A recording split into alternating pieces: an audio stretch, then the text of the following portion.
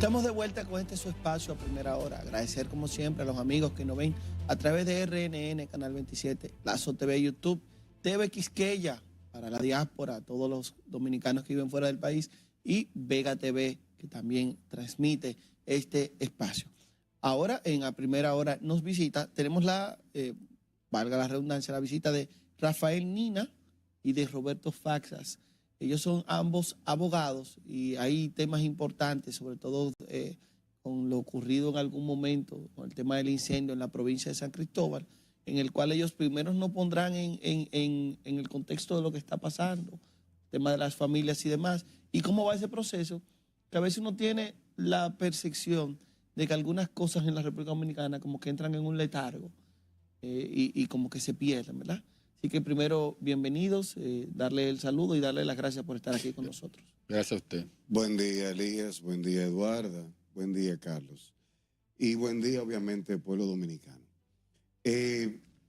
Tú has hecho un enfoque que a mí hasta me preocupa cuando tú hablas de que el caso de la explosión de San Cristóbal ha caído en un letargo. Y debo de decirte que creo que sí, pero no en un letargo desde el punto de vista de las víctimas y los afectados, porque ellos tienen sus abogados, que somos nosotros dos, sino desde el punto de vista de que las autoridades como que se han olvidado de ese asunto, a pesar de que ya hay demandas entabladas, y pasamos a explicarte. El pasado 14 de agosto a las 3:10 de la tarde acontece en San Cristóbal una tragedia sin precedentes en el país, porque aquí tal vez habíamos tenido accidentes aéreos, habíamos tenido naufragios que habían dejado un sinnúmero de muertes y de daños materiales y de todo tipo dentro de un determinado segmento de la población.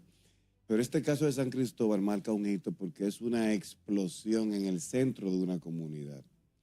Carlos, que es parte de este panel, él sabe, si él estaba en San Cristóbal ese día, perfectamente, lo primero es el ruido que hizo eso cuando explosionó. Nuestra oficina de abogados queda a apenas 3 esquinas y media del epicentro de la acción. Lo que allí pasó fue una tragedia. Y obviamente a la altura que nos encontramos ahora es de demandar en los tribunales, y ya eso se ha empezado a hacer en búsqueda de una justicia efectiva. Me gustaría... ¿A quién, ahí mismo, para que poner a la gente en contexto, a quién se está demandando? Bien, aquí esto se ha hecho en base a un criterio muy claro. Lo primero es que nosotros no hemos hecho una demanda penal ni una acusación penal, porque la gente siempre entiende a que cuando hay una persecución penal, la verdad penal no es la misma que la verdad administrativa. Nosotros hemos hecho una demanda administrativa en daños patrimoniales y civiles, que no es lo mismo que la investigación que tiene abierta el Ministerio Público en San Cristóbal en contra de una empresa que, por lo que le explicaremos a continuación, ustedes entenderán que no tiene absolutamente nada que ver desde nuestro punto de vista legal, que es Vidal Plus. Ese es el caso penal que hay contra esa empresa. Nosotros llevamos una demanda civil y patrimonial en contra del Estado. ¿Cuáles son las personas demandadas?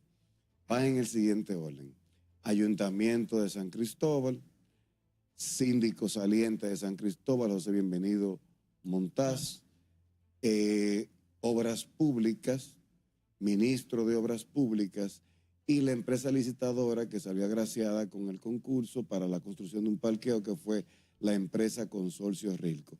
¿Por qué este orden de demandados? Esto tiene una explicación. El local donde explosiona y luego se acontece el incendio es propiedad actualmente del ayuntamiento. El título de propiedad dice Común de San Cristóbal. Eso es básicamente ayuntamiento. El ayuntamiento en el año 2021 hace un contrato de concesión a favor de Obras Públicas para que Obras Públicas comience los trabajos de la construcción de un parqueo municipal. Aquí hago una acotación, porque un parqueo municipal es una obra muy principal para San Cristóbal. ¿Por qué? Porque a pesar de ser uno de los municipios más poblados del país, es un municipio con un casco urbano muy pequeño, que data de la era de Trujillo, totalmente intacto. El centro de San Cristóbal, que es donde yo pernocto y vivo, donde Carlos pernoctaba y vivía antes de mudarse para acá, para Santo Domingo, donde el doctor Roberto Faxas vive, es un casco urbano muy reducido. Entonces, el entaponamiento era terrible. Esa obra es prioritaria y eso no tiene justificación. ¿Qué pasa? Obras Públicas entonces hace una licitación abierta y la gana la empresa Consorcio Rilco en el 2022. Cuando pasa lo que pasa allí, que no es nuestro tema, para que quede esto claro, si el Estado, las autoridades, el gobierno en algún No se momento, tomaron medidas, eso no es la parte de usted. si en algún momento le quieres decir tenemos suposiciones, pero eso no es nuestro tema.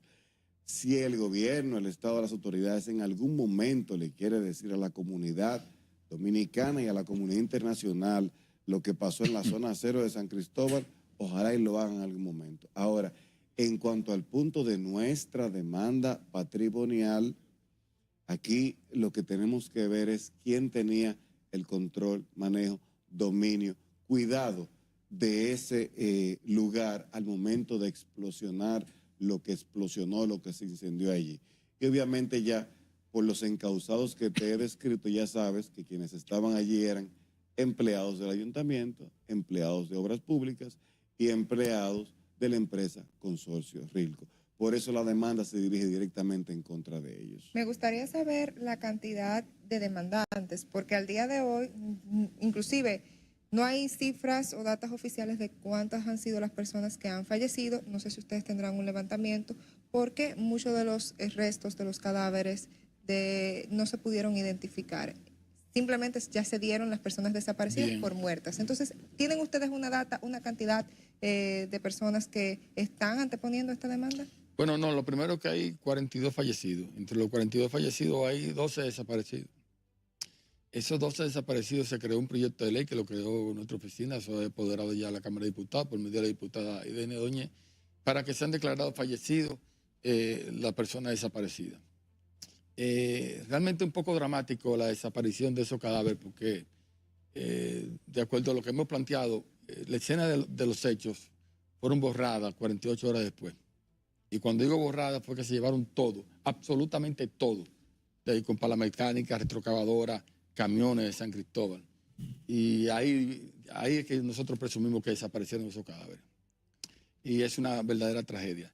Nosotros representamos alrededor de 90 expedientes, 90 demandantes. Una primera partida de 17, hemos sometido un primer bloque. Ya esta semana, a principio de la otra, sometemos el segundo bloque de 24 expedientes más. Y así seguiremos sometiendo entre ese expediente, evidentemente hay fallecidos, hay heridos, hay daños materiales. Y en ese sentido estamos. De los 17 expedientes que sometimos en principio, ya se dio un auto, se le notificó a la parte, estamos a esperar a que ellos hagan la contestación y posteriormente, bueno, el tribunal decidirá cómo va a conocer la audiencia que entendemos que se realizaba la del Consejo. ¿Cuál era la traba legal y en qué consiste el proyecto de ley que se presentó en la Cámara de Diputados? No, ninguna. Realmente usted sabe que el Código Civil establece el caso específicamente de los ausentes. Los ausentes es un procedimiento que dura hasta 5 años para entregarles su acta de función. En este caso no es ausente, sino desaparecido. Los ausentes es una persona que sale de su casa y usted no sabe para dónde cogió, pero desaparecido es una persona que, por ejemplo, en este caso estaba en el área, en la zona, hubo esas varias explosiones porque no fue una sola explosión y no aparecen los cadáveres. Entonces son figuras jurídicas diferentes. En el caso de desaparecido, hubo una ley que trató de subsanar ese asunto, pero solamente lo subsanó en 2 casos. En el caso de accidente de avión y en el caso de naufragio. En esos casos, si no llega a puerto, entonces se declaran desaparecidos y se le entrega su acta de función. Como hay un vacío procesal en estos tipos de casos, lo que se ha hecho históricamente es que se han creado leyes especiales para estos tipos de casos. ¿Y qué fue lo que hicimos? Bueno, una ley especial para el caso de desaparecidos que se encontraban en esa zona. ¿Cómo se prueba? Por todos los medios. De hecho, el gobierno ha validado que se estaban ahí porque el gobierno le ha dado alguna ayuda prestacionales, alguna ayuda de emergencia, le ha dado ayuda a esa gente, entonces ya lo declaró que estaban en escena. Y llamada de WhatsApp, ubicación que estaban comprando, todos los medios de prueba. Entonces, cuando se apruebe esa ley, evidentemente esa persona se le va a entregar su acta de función, que es indispensable, como tú sabes, Para el proceso legal. y no solamente para el proceso legal, sino hay gente que tiene que hacer partición de bienes y diferentes acciones que no la pueden hacer. Y Reclamar una pensión. Aparte del problema moral, porque hay gente de clientes de nosotros que todavía llega un carro ahí y piensan que llega un familiar, porque no han cerrado el ciclo. Entonces eso también causa una pena más grande. ¿Qué esperan? Primero, ¿cuál sería el monto al cual ascendieran todos estos? Si se podría quizá unificar y pensar en un monto, eso es lo primero. ¿Y qué esperan ustedes de cara al tiempo y al proceso que camine? Porque un proceso como este puede durar años, años y años. Es decir, ¿qué esperan ustedes en ese sentido? Bien, Elías, mira, lo primero es que estas son demandas que se lanzan sin hambre. Y cuando uno dice esto en el argot jurídico, no sé si tú eres abogado también, al igual que Carlos, nos estamos refiriendo a demandas que se pueden tomar tiempo. Y conociendo la naturaleza del Estado, aquí yo difiero de mi colega Roberto Fax, él entiende que en algún momento del proceso va a haber un advenimiento. Yo entiendo que aquí vamos a tener que pisar el pedal hasta el fondo, por mi experiencia demandando al Estado en otras circunstancias. Nuestros asesores, tenemos asesores internacionales, el magistrado Marcos Mazogarrote, juez de Albacete, España, miles de sentencias en contra del Estado dominicano, del Estado español. ¿Por qué? Porque allí hay una cultura de que el Estado debe ser un Estado prestacional, de que debe de proteger a sus ciudadanos, pero ellos lo tienen contemplado en su constitución desde el año 1978. Nosotros apenas lo tenemos contemplado en el artículo 148 de nuestra constitución a partir del año 2010. Es una cultura joven esto de demandar al Estado, a pesar de que leí en uno de los banners de ustedes que decían no son nuevas las demandas en responsabilidad en contra del Estado, y eso es cierto. Y de hecho, una de las primeras personas, modestia aparte, que logró crear un procedimiento cuando tiraron la ley de que el Estado era inembargable para cobrarle al Estado, fue nuestro bufete, año 2010-2011. Ni siquiera había un procedimiento instituido para cómo cobrarle al Estado si es inembargable. Bueno, entonces lo que vamos a hacer es que esa sentencia definitiva, irrevocable, contra un Estado que no quiere pagarte, vamos a poner en causa al Ministerio de Hacienda para que te lo incluya en el presupuesto de la Nación. Y así tuve yo mis primeros 4 casos en contra del Estado ganados, incluidos en el Ministerio de la Nación, que se pagaron 7 meses después a través de un amparo administrativo. Eso es simplemente haciéndote una breve historia de cómo, de por qué nosotros estamos haciendo esto contra el Estado. O sea, ¿hay precedentes en República Dominicana? Sí. ¿Hay precedentes internacionales? Sí, también lo hay. ¿Cuál es el monto? Aquí siempre me gusta aquí hablar de algo que pareciera de película, pero es una plataforma de streaming, Netflix. Hay una película que se llama Worth. En español el título me parece que es El precio de la vida. Sí. Y trata sobre los atentados de Michael Keaton. Perfectamente. Trata sobre los atentados del 9/11. Michael Keaton es abogado de las víctimas y su contraparte es el abogado del Estado. Fíjate lo interesante de esa película, ya que tú tienes conocimiento de ella. Aquí no se está hablando, en esa película no se está hablando de si el Estado es o no es responsable de lo que pasó, no. En esa película lo que se estaba hablando era cuánto tenemos que pagarle a cada víctima. Fíjate lo que es un Estado prestacional. Entonces, tomando esos parámetros internacionales, vista la jurisprudencia europea, que es de la que más hemos abrevado en cuanto a indemnización, el valor, por ejemplo, de la primera demanda, hay que darle un valor, lamentablemente, aunque sea vida humana y daños y heridas, hay que darle un valor a todo en justicia. El primer grupo de los 17 demandantes, la demanda en total se hizo por un valor de 650 millones de pesos. Este segundo grupo, que va a ser de algunos 24, 25 demandantes, ya terminándolo, este segundo pliego, pudiera llegar a los 900 mil millones de pesos. Esos son tomando parámetros internacionales. Bueno, ahí está.